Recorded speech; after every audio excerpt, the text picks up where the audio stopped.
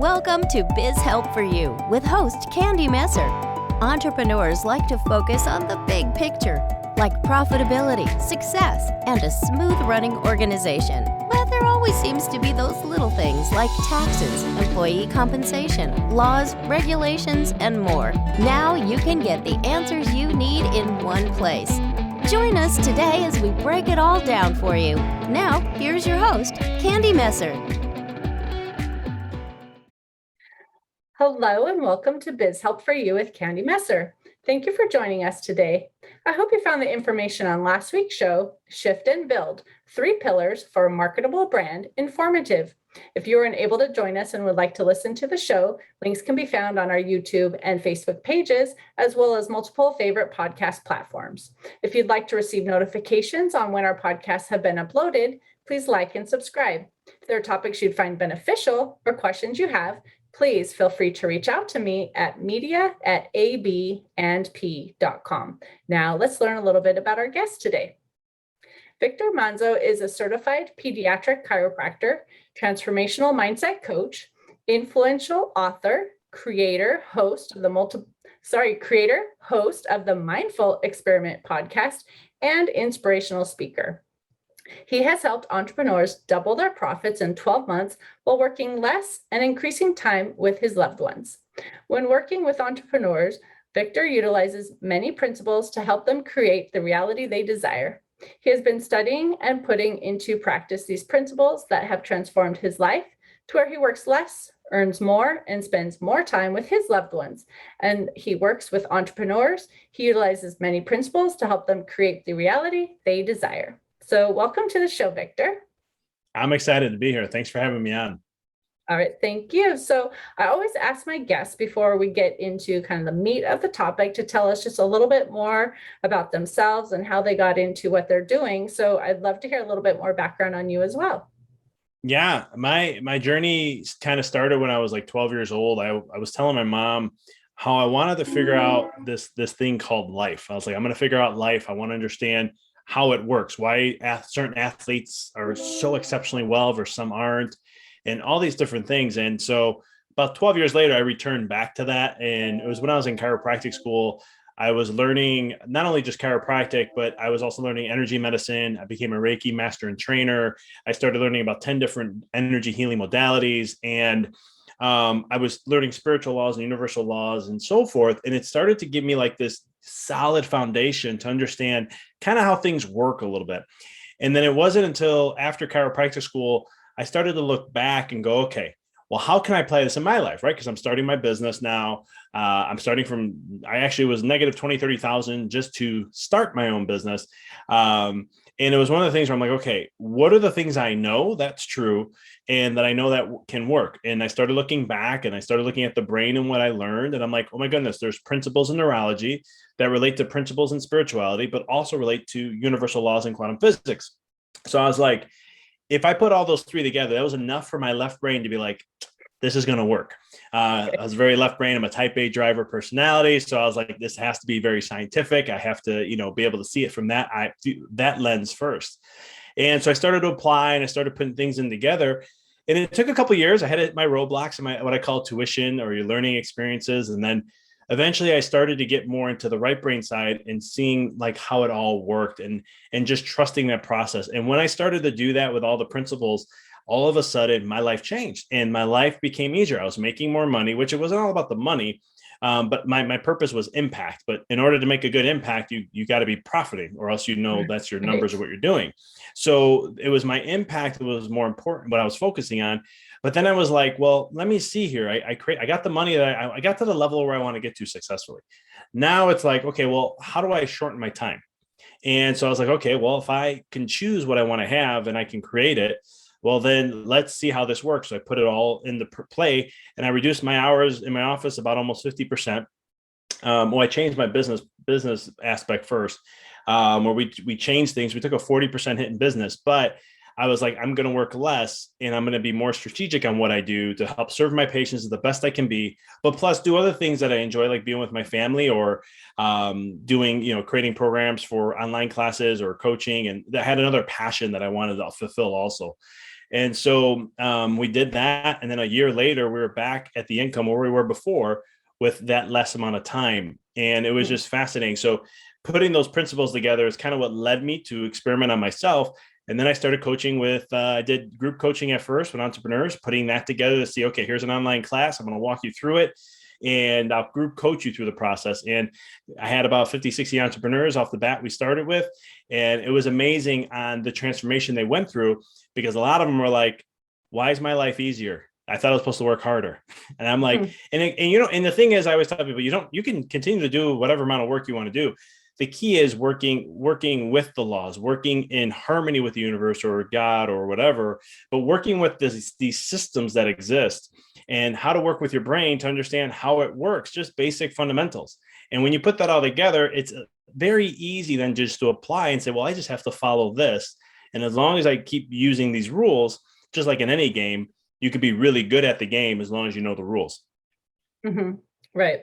Well, and I know today we're going to be talking about vision. And so I would love for you to discuss, why is it important to focus more on vision than on goals? Because a lot of people set their goals and they focus on that. So why is that more important than goal setting? Yeah, for me, I always was a goal setter. I set the time, I'm going to do the work and so forth. And what I found out is that it would stress me out sometimes because I wouldn't hit them or something would come up and it was just frustrating. And I said, okay, well, after like a couple of years of being burned out, not hitting my goals as well as I wanted, I was like, there's got to be something else to this. And so what I started to do, and what I realized from my mistake is I had an attachment to my goals. I still set goals, but it's more of like, here's what I want to do, but whenever it happens, it happens. I'm not really so honed on that. I'm more honed on the vision, because vision is setting the path of where you want to go. It's like a GPS. You're putting in your destination. Now, there are things called life that are going to show up. Construction, car accidents, you may have to take detours, but no matter what, you're still knowing you're going to get to the end of the mine. And I started looking at like the greatest, I studied a lot of millionaires and billionaires. And what I found out is a lot of them focus on vision. I remember when Elon Musk he had a third rocket that failed, and the news was bashing him and saying all these things, or he couldn't create the output for Tesla Model 3 to come out. And people were saying, oh, look, you're not gonna be able to meet today's man. And he goes, you guys are criticizing me for something that's short-term. He goes, we're going to get there long-term. It's going to happen one way or another. That's vision. In his mind, he knew it was going to happen. He's going to have to detour a little bit, but he'll get there.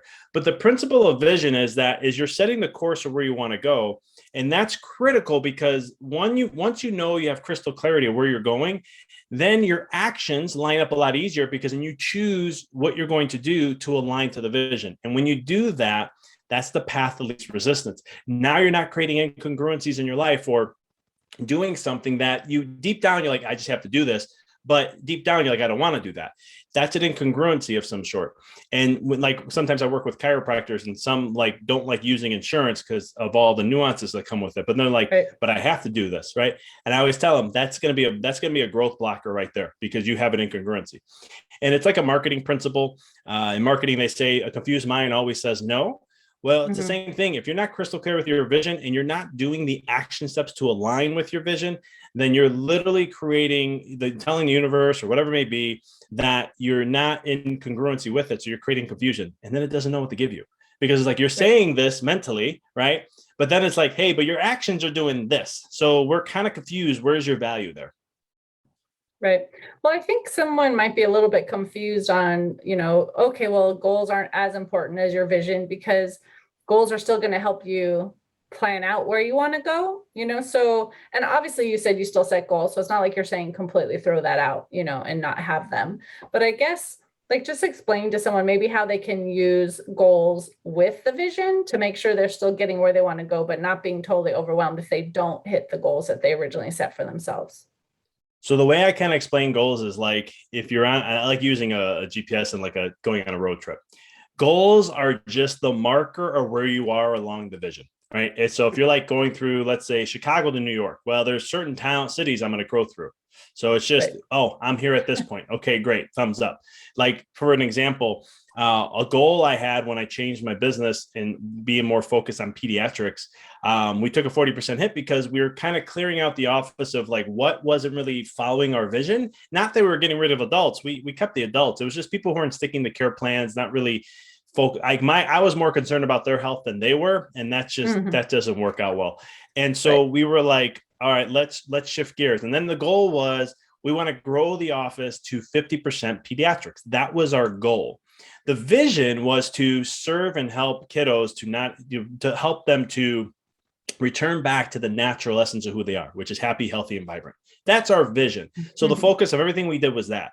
We had markers to see how we were doing, kind of like just to evaluate, but we had no attachment to it. And I think that's the biggest key, is not being attached to your goals, like saying it has to happen. It was just like, it's going to happen when it does. And we know it's going to, because here's the vision of why we do what we do. Here's the purpose of why we do what we do. And then eventually that is just going to meet. And it's funny because I say it's funny because it only took us 6 months to get there and we didn't do anything. We only had one workshop that was focused on pediatrics, but because of our intention and our vision and our purpose and everything was aligned that way, it was the conversations that we had, same conversations, nothing different in our office with our patients on education and so forth. But they were starting to be like, okay, what about kids? Or someone saw me adjusting an infant. Why was an infant in here? Oh my God, maybe my kid could benefit. And it just started to happen. And I'm sitting there going, and I remember I was telling my wife this, I'm like, all we did was we shifted our focus and our vision. We got crystal clear on our vision and why we do what we do. And then of course you have your metrics just to kind of see where you're at along the way. Right. So then why is clarity really so important in business and life? Because someone may have a crystal clear vision in one area, but maybe not be clear on exactly what they want to do in another. So maybe touch on kind of how that correlates together. So I can make it real short, but I'll share some examples. It's just like when you think of clarity, just think of eyesight and how well you can see. Imagine if you need thick glasses, right? Let's say you have a negative, 5, 7, 9, whatever it may be, and you take those glasses off. How important is it to have clarity right there, right? You can't see the fine details. You can't see all those good things. And so the same thing works in the mind. You have to, there's a couple principles. There's a spiritual principle that says, what you see in the mind's eye is what you're going to create, and you're going to tell the eyes what to see, or what you're going to be able to see in your reality. There's a neurological principle that shows that something called the reticular activating system, which is a part of the brain, that actually is a huge filter. So what it filters out is information that you don't see valuable, that's not important to you. And it only allows in your experience what you deem that is valuable. And so there's that component. And then the quantum physics component says, well, there's something called the observer effect. And I'll keep that real short and simple, but it's basically scientists were looking at light and they wanted to see, is it a wave or a particle? And when they weren't looking, the light acted like a wave. But when they did look, it turned into a particle. And every time they kept looking, they would see it turn into it would be a particle when they were looking, and then it would go back to a wave when they weren't looking. And so it talks about how consciousness plays a role on matter. And they've done other studies to kind of support that. But it's taking those three things. You got to be crystal clear on it, because when I talk about clarity, I'm talking about not only just seeing it in your mind's eye, using visualization and so forth. I'm even talking about, how do you feel emotionally in that? What do you see? Like every aspect. Like The Secret did a great job. The documentary, The Secret, talked about how you got to get, like, if you want to have that new car, what's the feeling? What's the smell? How do you feel in there? What do you notice? All these visuals. That's how crystal clear you want to be with that, because again, a confused mind will always say no. If you're giving a vision that, is like a -5 in what you can see to the world, there's not a lot of great details. So you may not get what you want. You may not get exactly at that moment. But when you can be very definitive, laser focused, and say, here's what I'm looking for, here's what I want, this is my purpose, and this is my passion and what I'm doing, then all of a sudden you're teamed in and you're crystal clear with it. It makes it a lot easier to get that experience back into your world. Right. So what would you tell someone who's thinking like, well, if I'm too specific in my vision, I might not, make it to where I want to be. So maybe it's a little better to still be a bit broad. Why would you counsel them against being too broad? Because again, if you're too broad, you leave it open. Like, it's kind of like telling somebody what you want, and you tell them, hey, just, I want, can you give me an order of a pizza? That's all I would just grab a pizza. I don't care what. Right. But you didn't tell them you don't like olives. So they choose olives on the pizza and you're going, oh, I don't like olives. Well, you didn't tell me you didn't want olives. Okay, maybe I got to get a little better with that. I've done this I've done this myself, and I've shared this advice in the past. Like, you choose somebody of who you want as a partner, right? There's an old task, like if you don't know who you're looking for, just write everything out what you like. I used to give that advice. I don't anymore, because what happens is you're choosing somebody and you do get it. It's amazing how it works. But then you're like, I didn't think of that. Oh man, I forgot to be more specific here. Oh, I got that, but I didn't know about that. And so it's one of those things where the less details, the more it's throwing a mixed message. So think of it like someone who's asking you what you want to eat. The more specific you are, the more you'll get. Or if you look at it like a documentary or a movie, nowadays, like a Netflix, they have so many ways they break things down now. They're getting more and more specific. If you just tell someone you want a comedy, and then they recommend you a dark comedy, you're like, I don't like dark comedies. That really just doesn't make me feel good, right? Getting specific. Hey, I like comedies that are more, maybe romantic comedies. This is more what I like. So the more specific you are, the better. And then, that will be able to give that crystal clarity, because then it's an inner knowing, you can define it, you can share it. And that's crucial when it comes to creating and attracting the life that you desire. Right. Well, I was thinking of the example that you gave earlier about GPS, and if you're starting from Chicago to New York, right? So if you intend to get to Buffalo, but you just say New York and you end up in New York City, right? It's going to be totally different, right? Than where you intended to exactly. go. You can take it in so many analogies. I use it like in one of my course. I always talk about I use a sailboat as an example, right? And I say having a vision is you have the compass, you know where you need to go, right? And the wind's going to take you. That's life and so forth, but you know where you're headed. And then I'm like, without a vision, is you just throw the compass in the ocean and say, let's go. I'm going to go this direction, and hopefully that's going to where I need to be. And then you're kind of rolling the dice on that. Exactly. So let's help the startup businesses too, who maybe, they've never even had to create a vision before and they're just getting started. What advice would you give to someone who's starting a company now? Find your specific niche of what you're looking for, that you are good in your strengths that you can be, and make it be. I mean, like, for example, I'm a pediatric chiropractor, right? I'm hyper specific to pediatrics. Do I take care of adults? Of course I do. Do I take care of families? Of course we do. But my specificness is to pediatric, and that's my specialty on what I do. Specialists in the world get paid the most. They're the ones that can charge the higher price. If you go to a general practitioner versus a brain surgeon, definitely getting different income value from there. And it's because they're a specialist. So my advice to a startup that I wish I had starting up, because it took me 5 years to finally say, hey, I'm going to go to pediatrics. I kind of fought that. I was going to do it in school when I was learning it. And then I was like, no, I'm a nutrition guy. I've studied nutrition. I went a whole different route. And then I laugh, because 5 years later, I come back and I'm like, yeah, I'm a pediatric doc. But it's being really hyper specific to what it is your strengths are. And I'm like real crystal clear. And it's okay to be real specific, to the sense of even like some programs I'm a part of, we will talk about like, entrepreneurs. Well, what kind of entrepreneurs? You can get even more specific, like how I help in entrepreneurs. Because the more you can be specific, the more it's easy for the person, the client, to be like, oh, that's me. That person's talking about me. And so that's one of the biggest things I would say that for my career, for my aspect, because I was trying to study everything and above and try to implement so many things, where I've learned now it's just, what's the niche? Focus on my niche and go ahead and just present that. It may change along the road, and it may, you pay attention to who you're attracting and so forth. And then it's like, wow, I'm attracting a lot more of this. So maybe I'm going to shift gears and go that route. But also too, the other thing is, make a decision and watch it play itself out. Too many times I think we make a decision, we feel like it's not working, we get uncomfortable with it, and then we're like, all right, I'm going to go somewhere else. And I kind of use that as an example of like stocks. If you, and this is not financial advice, but dollar cost averaging, just constantly putting money monthly into something, has shown over years it plays out better than doing other methods. And so I always say, like, if you're trying to short the market or try to play short term, and if, let's say, a stock is not moving fast enough, you're like, I don't want to, I'm done, I'm moving on to something else. And then all of a sudden, a week later, you're like, it just jumped up 30%. Oh man. I've had that happen a lot. But long story short, it's one of those things where it's like, watching and making the decision and watch it play itself out. Those are some of the things that that's the one biggest thing, two biggest things actually, that I would recommend. Right. Well, and it's important to give something time to happen, but at the same time, if you're letting something go way too long, so that's sometimes hard to know exactly when should you like adjust something because maybe it's not working. But don't try something once or twice and be like, oh, it's not working. That's what I normally will see is that like it's once or twice and that's it. I always say like I have a rule before. I'm that type of guy who's like I'll let it wait out a little, sometimes a little too long. I've gotten better with it where I'm like, you know what, I'm going to make this decision and then it's this certain period of time I'm going to give myself, and if it doesn't, I'll have to figure that out and make sure you give it enough time, 3-4 months to give your time to, and sometimes things don't need to be 3-4 months. It could be a month. It could be a week. It just depends on your business and what you do. That will play around with that time frame.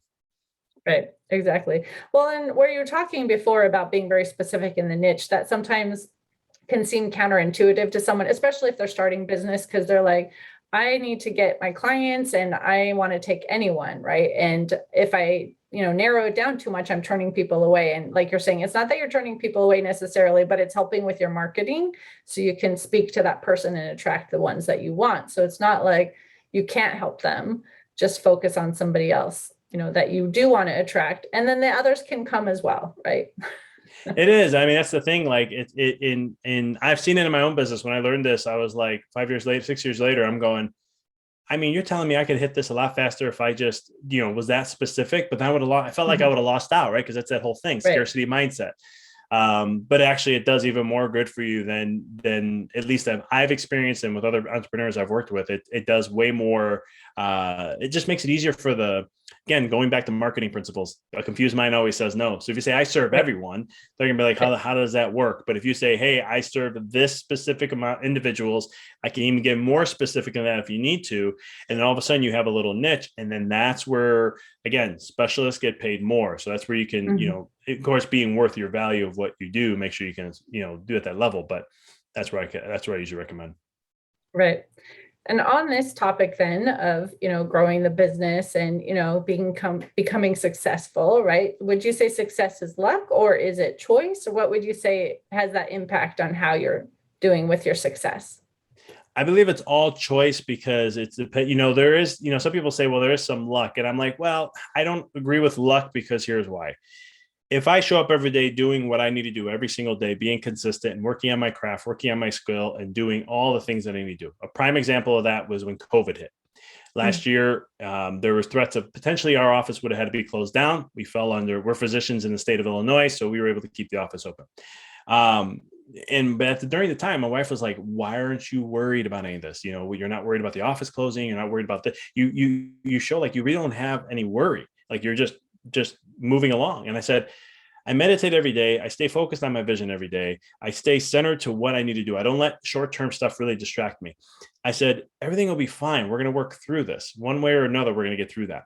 And long story short, did we take a hit? We did. We took a 40% hit, but 2 months later, we broke records. And it was staying in tune with that and practicing and being very consistent with the work that we do, to make sure that we don't allow the shortcomings of life affect us or persuade us away from that. Right. That's go ahead. I'm sorry. Oh, I was going to say, I do think that things will impact businesses, obviously, that are outside your control sometimes, but it's how you manage those. And if you can do things to, if like I said, when COVID hit and business is reduced, then you cut back on other things or whatever to manage finances so you could stay, financially stable or things like that. There's things you can do to make those choices, right? Keep going. But there are outside factors that can hit you as well.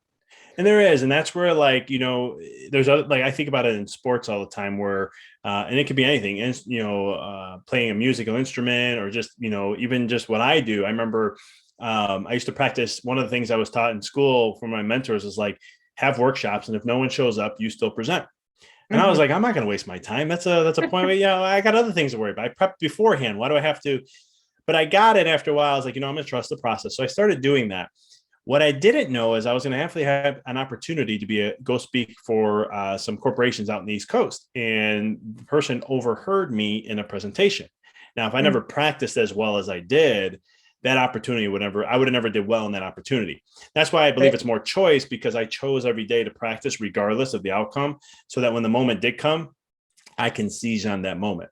And it's just, and you can see that across the board. Like I use COVID a lot as examples. Like, look at all the billionaires now how their net worth, I think it almost tripled, all the billionaires in the world or United States, and they all basically tripled during COVID. And so, and whatever that reason may be, but I'm always like, look at that. They had preparations. They probably, they knew how to adapt as quick as they can to help serve in that market. And or they may have already had systems in place like Amazon. Look how great, what a great convenience, right? You can't go out shopping or people are not leaving the house. Well, we'll just do Amazon everything. And it makes it just so much more convenient. So that's, again, luck, is it? Well, we could say that, but I always look at choices because I always believe choices lead up to that opportunity. And if you've done your work, you're going to thrive in that place, which people will call luck, which I look back and just say, congrats for doing the work. That's the reward of doing the work. Well, I think it's true. I think you do have to take those opportunities and do what you can with them. And like you said, you're making those choices to work hard every day, and make it through. And those who don't want to necessarily make the choice to continue working hard might just say, I'm out of business because, it was just bad luck or something. But we try, you do have to make some changes where needed, but do your best to really just focus on your business and keep on going. Totally. And you brought something up earlier that I thought was great to point out too. Like, when things get lean, right? In my business, I have lean months and prosperous months. And it's one of the things where I was told this years ago, and I love this, and I do this now, because some people, when things are going great, you're like, all right, what are we going to do next? We're going to go here. We're going to spend this. And I always say, make those choices in your lean months. Because you're going to be way more frugal on things. You're going to be more specific of being like, hold on here. Let's see, what can we get the greatest bang for our buck at that point? Where when things are prosperous, you're like, I'll take a hit. It's fine. No worries. I'm good. Right. But then when that lean month comes, sometimes you're like, I overdid it here. And now I have to sacrifice here. And that affects creativity and ways for you to create more vehicles of bringing in more, being more prosperous in your business. That's a great tip. Thanks for sharing that. So I would love for you to explain too, why are distractions some of the biggest reasons why we're not successful? It all comes down to focus, right? The more, there's a law that states that wherever attention goes, energy flows. Wherever energy flows, manifestation grows, right? That attention is your focus.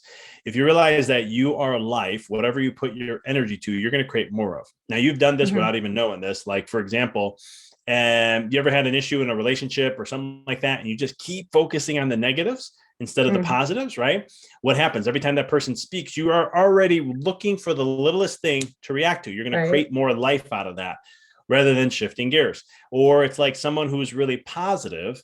You look and the worst thing in the world can happen to them, and they'll turn it around and be like, yeah, but here's the positive from it. And you're like, well, you're not sometimes they're like, you're denying the negative. And they're like, no, I see this in my life. And I get to choose if I want to create that different experience. So the focus is critical. Distractions show up in many different ways. Nowadays, we live in a world of more distraction than ever before with social media and away, news, and just how things are polarized. It pulls us one way or the other. And the key thing is you got to minimize that noise in your life. And what I mean by that is, how do you sharpen the mind to not be so distracted? That's the key, because if you can do that, and this is like my wife asked me, she was like, well, why aren't you worried with everything going on? And I told her, honey, I've been meditating for 14, 15 years. That keeps my mind sharp and focused, so I don't get so distracted into the story or into the situation and say, oh, this is how it's going to happen. Instead, I take a step back and say, let me analyze everything. And then what can we create? What can we do to give us our best shot to play, to adapt to this situation so we can be better? And so that's where, because anytime you have a distraction, you're giving energy away from what you want to create, and it's going to that distraction now. So you have less power, less energy, or less focus to what you want to have. And that's going to make it harder or take longer to achieve that if you even get there. Right. Well, and I think that's a good point too, because a lot of times, people are saying, you need to be able to multitask and do these things. And that's sometimes even an interview question, right? Can you multitask, right? And so a lot of people think they have to be able to do all these different things at once. But like you've said, it can really just take away the progress that you already have on something that you're doing. If now you're stopping because you're looking to do this and like, okay, I'm going to answer that phone call. I'm going to get back to that email, and then I'm going to get back to my project. If you just focused on doing a project for an hour or something, right, you'd be probably more successful. So I think that's another thing, is helping to educate entrepreneurs that are, especially those who are starting out, that say, don't think that you have to juggle 5 things at once. You can focus on one thing at a time and be successful. Yeah, one of the things I teach a lot of entrepreneurs is I love that because success always leaves clues. I love learning from millionaires and billionaires. Kind of like they obviously are doing something, especially someone who owns like 12, 14 businesses, and I'm like, Right. I got one or two, and I'm working my butt off on one and two. How are they? But it's always fascinating because I teach this very strongly about they only focus on 1 to 3 things for the day. Now they have other things that may come up, but they're like, this is the main 1, 2, or 3 things that I'm going to accomplish today. I call it success things. What are the things you're going to do that's going to get you closer to success? And so that's all they focus on. When you're talking about, I also work on time management, right? How do you map out your time? I always tell my patients, you'll get an email. If you email me, you'll get a response in 24 hours. Unless it's on a weekend, then it may be the whole weekend. And, I have some put urgent on there if I see it. But, and the reason why it's every 24 hours is because I only check my email once or twice a day. Or I'll take time to check emails and respond. Like I do if I'm checking text messages. Sometimes my friends I text you 4 hours ago. What took you so long? I only check text messages at a certain time. And the reason why is because your mind can only handle so much. Like Steve Jobs and some of the big tech guys, they understand that you only have a certain amount of decision power in your brain. And so that's why Steve Jobs wore the same thing over and over. Right? Some of these guys wear the same clothes. I think Mike Dell does the same thing, where they just wear the same clothes. They have different, obviously, somebody's do they wear the same shirt every day? It's they have multiple of the same one. Right. But the key factor is they don't want to have to decide on clothes. I think Mark Zuckerberg does this too. They just pick out their clothes and they just grab them and they walk out and they go start their day, because you only have a certain amount of decision power. So if you're multitasking, bouncing all over the place, that's spreading energy away. That's lack of focus on the intent of what you need to create for the day.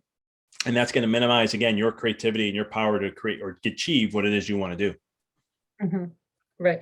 Well, and you talked about focus and mindfulness before. So what are the most powerful tips you can give someone who's really never practiced mindfulness?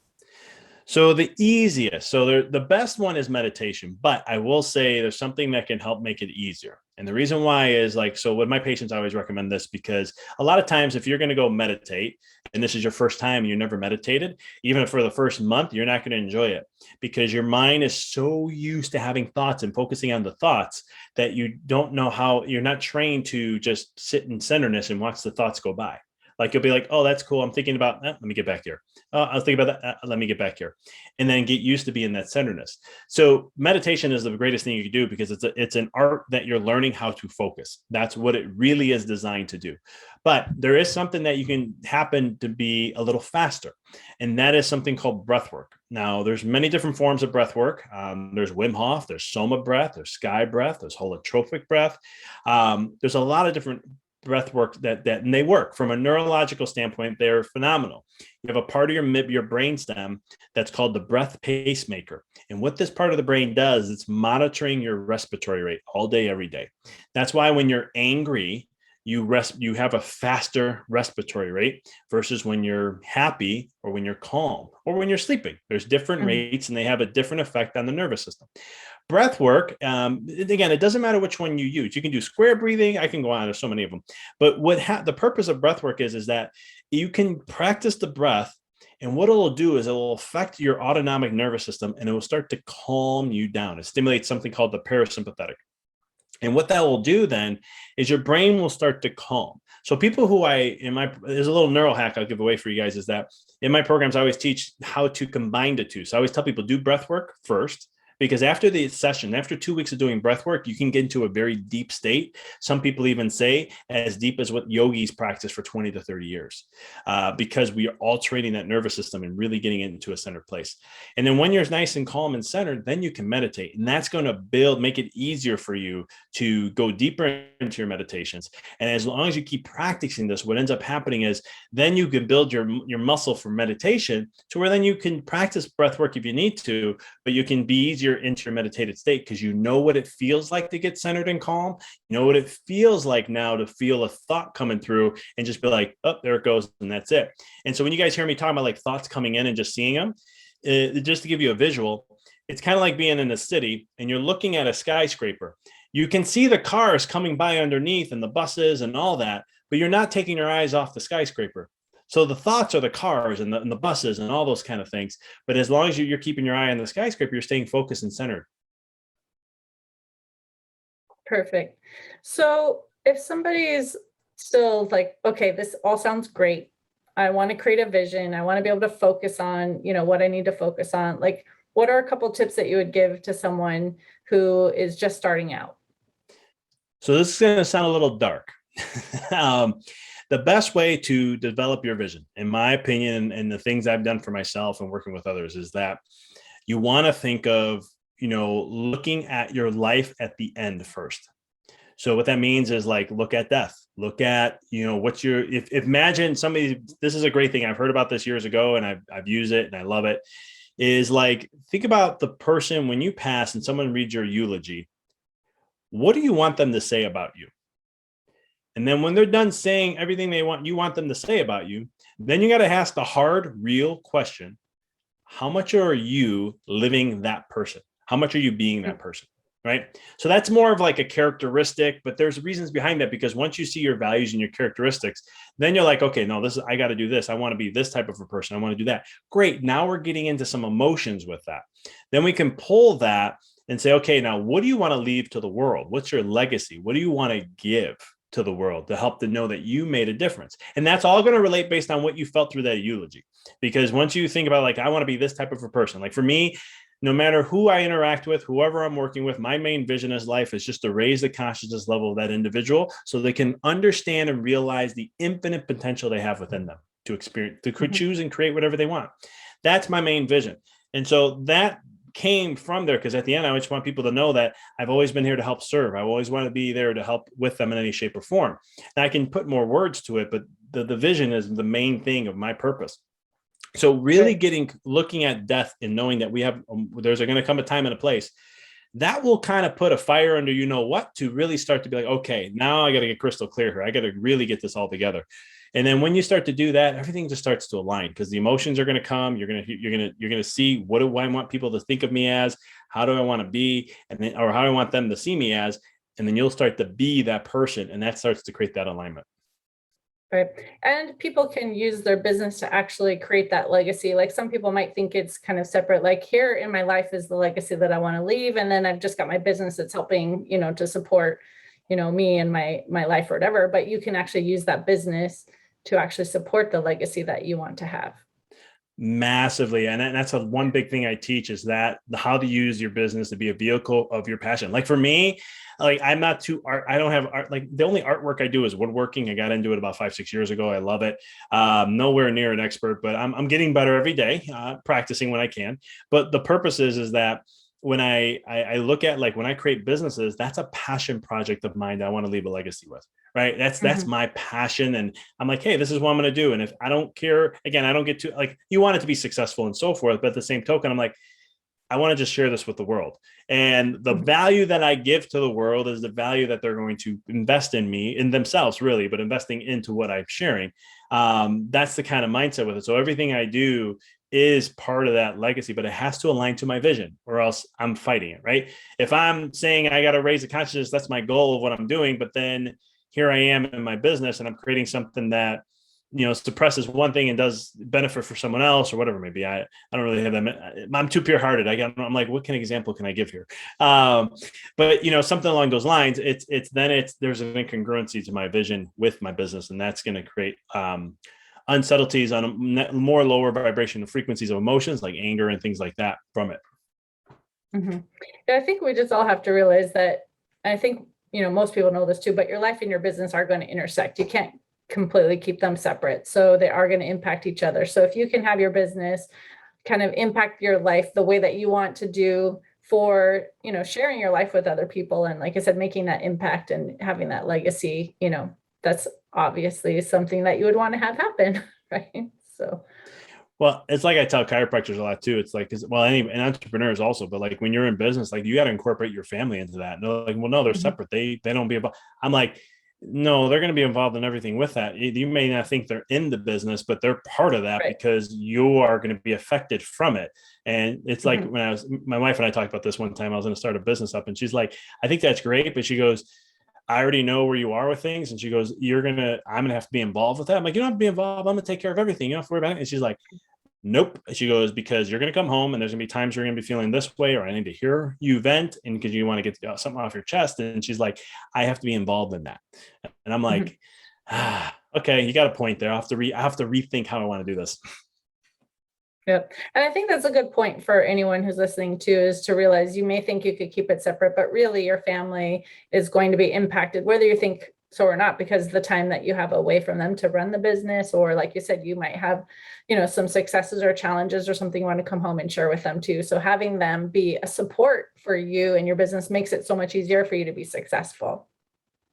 Yeah. And that's why the work we do, like, we talk about we've been saying all today about the main vision, but then there's also 5 visions underneath that one that has to all align with your main vision so that everything is in congruency, and relationships is one of those that you have to make sure it is lining up to what you want to create for the world and so forth.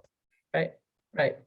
Well, this has been great. I know we're getting close to the end of the time that we have. So I would love for you to share any offer that you have with our listeners.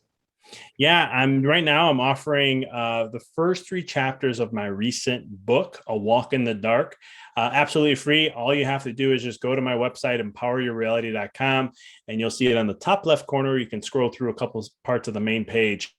It's a great book. I highly recommend it just because it really teaches us how to embrace the darkness. The darkness can be challenges, obstacles, anything that we face in life. But learning the little nuggets or the little pearls of wisdom that come from that, it may be ahas or big transformation, but there's gifts in there that really allow us to be like, oh my goodness, I can learn a lot from this, instead of letting it hinder us or us run away from it. Perfect. And if listeners want to connect with you, besides just going to that website for the free gift, how would they reach you? You can reach me all on social media, Dr. Vic Manzo on Instagram, on Facebook. LinkedIn is Dr. Manzo. I have some of those links on my website, but you can connect with me all there. And then if you're interested, I have a podcast also, the mindfulexperiment.com. You can check that out and listen to some of the episodes that I've done. Perfect. Well, thank you, Victor, so much for being a guest on my show. I really appreciate your time and sharing your expertise with us. Thank you for having me. It's been a blast.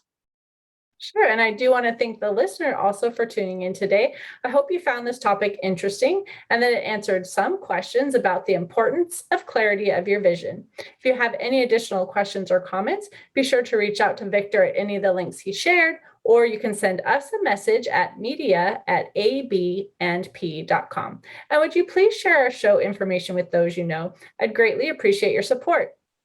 I hope you can join us for next week's topic, Secrets of Building a High-Performance, Self-Accountable Culture.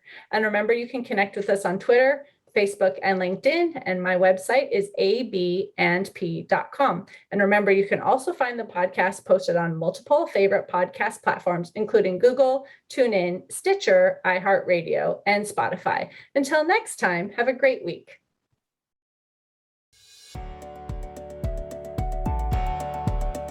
Thank you for listening to Biz Help for You.